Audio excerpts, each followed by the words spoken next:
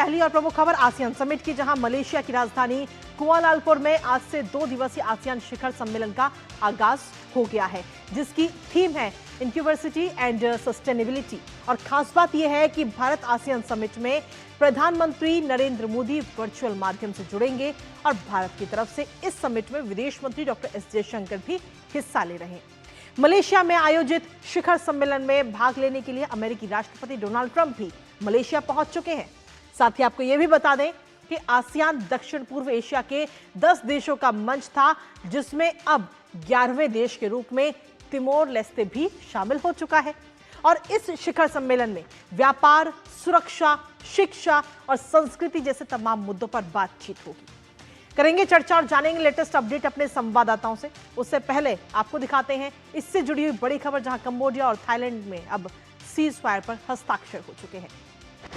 तो जी हां, कंबोडिया और थाईलैंड का सीज फायर विस्तार, जिसमें ट्रंप ने मध्यस्थता की है और इसको लेकर डोनाल्ड ट्रंप की तरफ से कहा गया कि हमने असंभव को भी संभव किया है। हस्ताक्षर अब हो चुके हैं इसको लेकर के।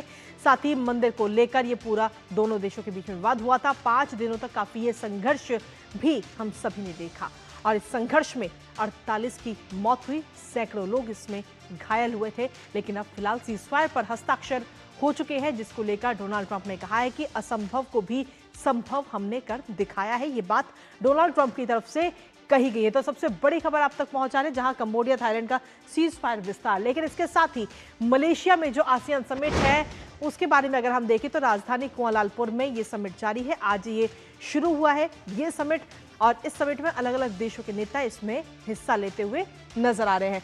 इंक्लूसिविटी एंड सस्टेनेबिलिटी इस बार की इस समिट की थीम है। और इसके साथ ही इस समिट में व्यापार है, सुरक्षा है, शिक्षा और संस्कृति जैसे बड़े और अहम मुद्दों पर बातचीत इन सभी नेताओं के बीच में होगी। इसके साथ ही इस समिट में शामिल होने के लिए अमेरिकी राष्ट्रपति डोनाल्ड ट्रंप भी पहुंच चुके हैं। 2017 के बाद पहली बार इस सम्मेलन में विदेश मंत्री डॉक्टर एस जयशंकर भी शामिल हो रहे हैं और भारत का नेतृत्व करते हुए नजर आ रहे हैं विदेश मंत्री डॉक्टर एस जयशंकर।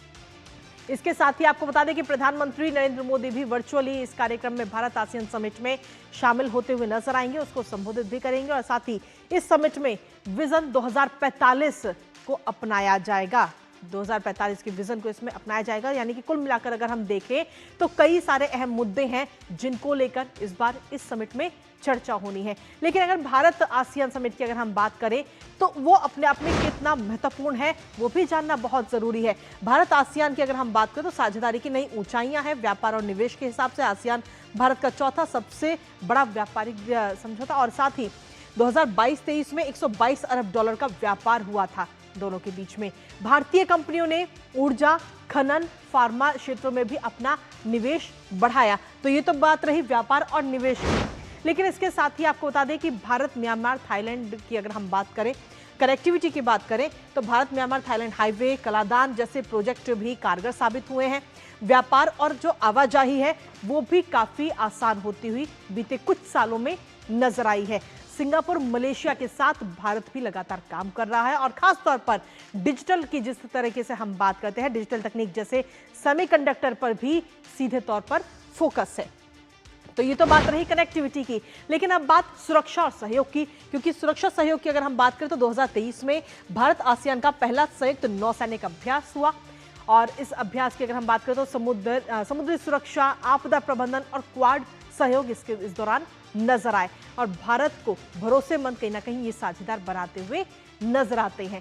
तो ये भारत के लिहाज से कितना महत्वपूर्ण है वो हमने आपको बताया। लेकिन आसियान समिट जो कि आज से शुरू हो चुका है, इस आसियान में आखिर कौन कौन से देश हैं एक नजर उस पर भी डाल लेते हैं, क्योंकि आसियान में कुल 10 देश हैं।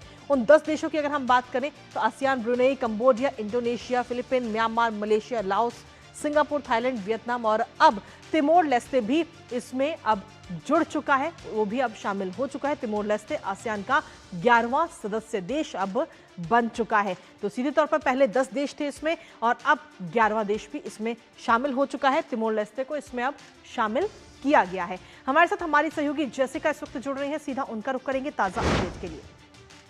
जेसिका, सीधे तौर पर अगर हम देखें तो थाईलैंड कंबोडिया शांति समझौते पे सबसे पहले आपसे जानकारी लेना चाहेंगे, क्योंकि इस पे हस्ताक्षर हो चुके हैं और क्या इसे आसियान की एक बड़ी कूटनीतिक सफलता के तौर पर देखा जा सकता है? जेसिका। अमेरिकी राष्ट्रपति डोनाल्ड ट्रंप भी पधार चुके हैं मलेशिया में इस आसियान समिट के लिए। एक डायलॉग पार्टनर है अमेरिका, जैसे यूरोपियन यूनियन और चाइना और जैसे बाकी कंट्रीज भी है। भारत भी एक डायलॉग पार्टनर है और एक अहम मुद्दा इस आसियान समिट में थाईलैंड कंबोडिया पीस डील को लेकर था। जिस तरीके से उसमें आगे बढ़ना था और क्या क्या कंडीशंस उसमें आती जो दोनों देश को एक्सेप्टेबल होती, जो करंट सिचुएशन है दोनों देशों के बीच में, तो उसके बारे में अभी थोड़ा डिटेल हमें थोड़ी देर में पता चलेगा। जिस हिसाब से हस्ताक्षर होंगे और किस हिसाब से वो नेगोशिएशन टर्म्स अग्री करे जाएंगे दोनों तरफ से। जहां तक की बात करें और अहम मुद्दों के जो आसियान समिट में देखे जा सकते हैं, वो म्यांमार को भी लेकर देखा जा सकता है। 5 पॉइंट कंसेंसस जिसे कहा जाता है, जो आसियान देशों ने एक साथ मिलकर बनाया था जी। म्यांमार से उनकी एक रिलेशनशिप बिल्ड करने के लिए आगे, क्योंकि म्यांमार एक अहम हिस्सा भी है आसियान का। और जहां तक भारत की बात है, भारत के काफी अहम मकसद भी है आसियान देशों के साथ। ना कि ये जो पुरानी लुक ईस्ट पॉलिसी थी वो प्रधानमंत्री नरेंद्र मोदी के द्वारा बदल दी गई एक्ट ईस्ट पॉलिसी के तहत, जी। और इंगेजमेंट भी काफी बढ़ाई गई आसियान देशों के साथ, जो कि कुछ एक दशक पहले उस मोड़ पर नहीं थी जिस मोड़ पर अब देखी जा सकती है। और ये जितने भी दक्षिण पूर्व एशियाई देशों के साथ सुरक्षा की बात करी जाए या व्यापार और जैसे कनेक्टिविटी के बारे में आपने बताया, जो भारत का एक मकसद भी रहा है और एक जरिया रहा है इन देशों के साथ अपना एक साझेदारी आगे बढ़ाने के लिए।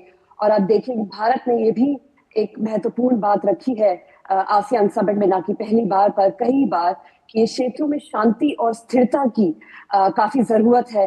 और ये भारत बार बार कहता आया है, ना कि सिर्फ आसियान समिट में पर पूर्वी एशियाई देशों को लेकर और एक देश की हुकूमत पर, साउथ चाइना सी जिसे कहते हैं और इंडो पैसिफिक ओशन इनिशिएटिव कहते हैं। भारत ने काफी ऐसे अहम मुद्दों और ऐसे अहम चीजों पर भी काफी काफी कुछ काम करा है पिछले एक दशक में। जी, इस बार के समिट की अगर हम बात करें तो एजेंडे में आखिर कौन-कौन से बड़े मुद्दे नजर आ सकते हैं? पहली बात तो डिजिटल कनेक्टिविटी का मुद्दा काफी अहम है इस बार की समिट में। जिस आप देखें जो अब 11 देश हैं आसियान में, जी। उनके लिए कनेक्टिविटी का मुद्दा काफी काफी अहम है। और किस तरीके से आप देखें दुनिया में एक टैरिफ को लेकर भी काफी चर्चा है। और अब अमेरिका के राष्ट्रपति वहां पहुंचे हैं, तो कहा जा रहा है कि शी जिनपिंग यानी कि चाइना के राष्ट्रपति और अमेरिकी राष्ट्रपति के बीच में एक समिट हो सकती है। उसमें भी जी। कई चीजें सामने आएंगी जो कि आसियान देश काफी नजदीकी से देखेंगे, जांचेंगे और अपनी बात भी सामने रखेंगे। क्योंकि जिस तरीके से ग्लोबल ट्रेड ऑर्डर अब बदला है, ऐसी काफी चीजें हैं डिस्कस करने को आसियान देशों के पास। जहां तक देखा जाए, अमेरिकी राष्ट्रपति वहां होंगे और ईयू के रिप्रेजेंटेटिव भी वहां होंगे, चाइना के राष्ट्रपति भी वहां होंगे। तो काफी सारे अहम मुद्दों को लेकर बात की जा सकती है। और जो कनेक्टिविटी है और जो ट्रेड है आसियान देशों के बीच में, उसको कैसे आगे बढ़ाया जा सकता है, इन सब मुद्दों पर चर्चा होगी। बहुत बहुत शुक्रिया जैसिका, तमाम जानकारी हमारे साथ साझा करने के लिए इस महत्वपूर्ण खबर